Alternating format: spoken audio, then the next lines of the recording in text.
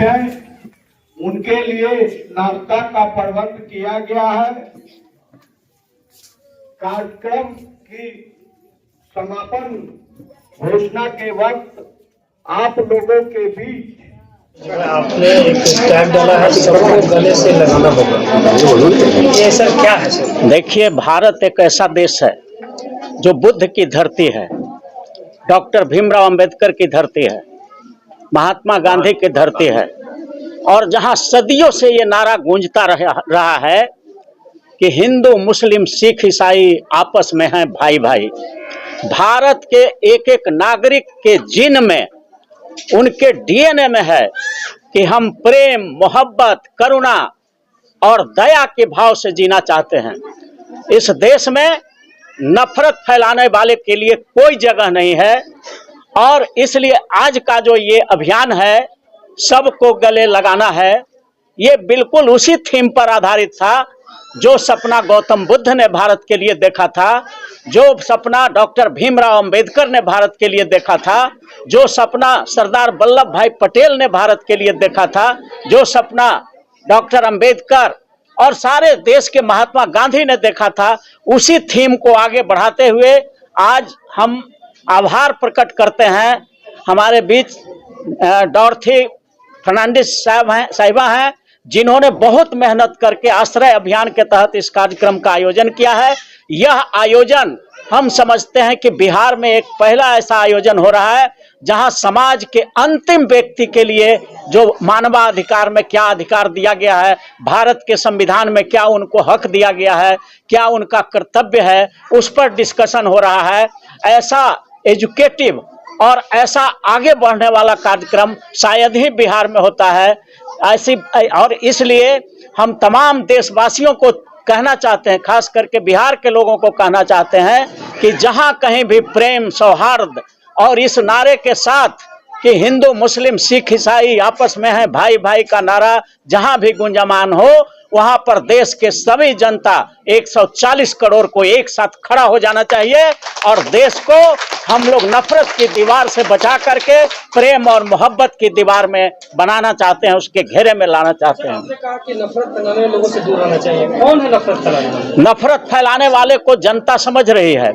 जो भी देश में भाई भाई में लड़वा रहे हैं, हमने शुरू में कहा कि इस देश के जीन में है कि हिंदू मुस्लिम सिख ईसाई आपस में है भाई भाई, और जो कोई भी इन चारों भाइयों के बीच में दरार डाल रहा है, फूट डाल रहा है, हम किसी का नाम नहीं ले रहे हैं, लेकिन जनता, यहाँ की जो पढ़ी लिखी जनता है वो सब देख रही है कि कौन दरार डाल रहा है, कौन हमको हिंदू मुस्लिम सिख ईसाई के बीच नफरत कौन फैला रहा है।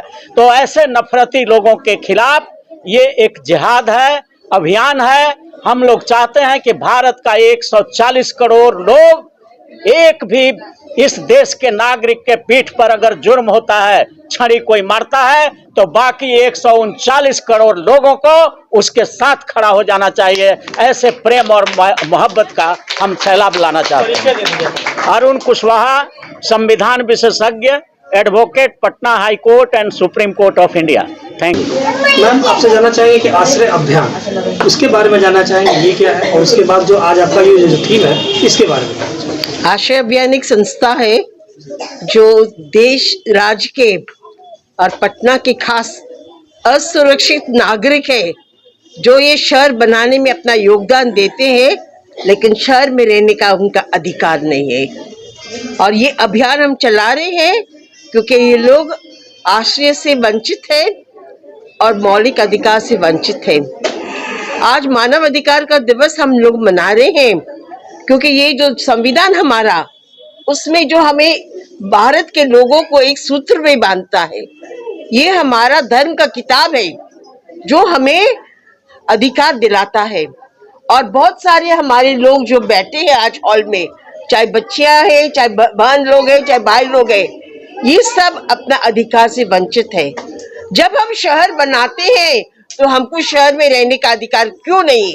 हम ये सरकार से पूछना चाहते हैं। हम पिछले 20-25 साल से ये लड़ाई लड़ रहे हैं और सरकार कहती हमारे पास जमीन नहीं है। जमीन है, जमीन देने की नीयत नहीं है, घर बनाने की नीयत नहीं है। आपका पुल पुलिया बन रहा है, आपका फ्लाईओवर बन रहा, आपका पार्क कितना बना है।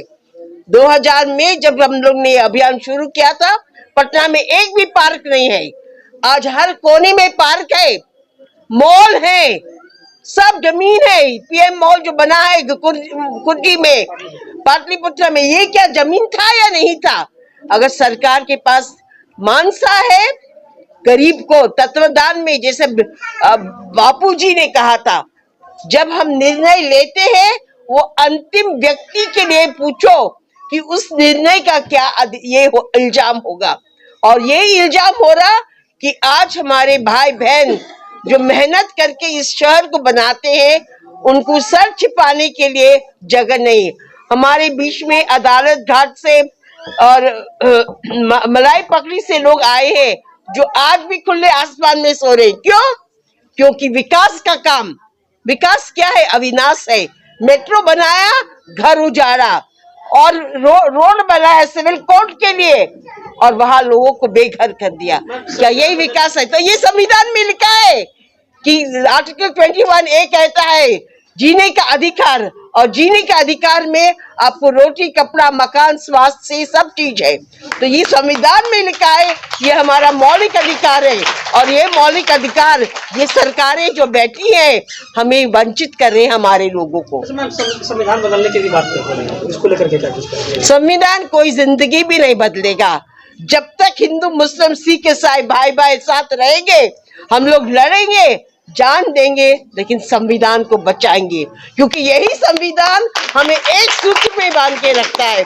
यही संविधान ने आज हम लोग को इस हॉल में इकट्ठा करके बात करने के लिए मौका दिया है। यही संविधान आज हमारी बच्चियां स्कूल जा रही है। यही संविधान हमें आज रोजगार देने का अधिकार देता है। तो किसी का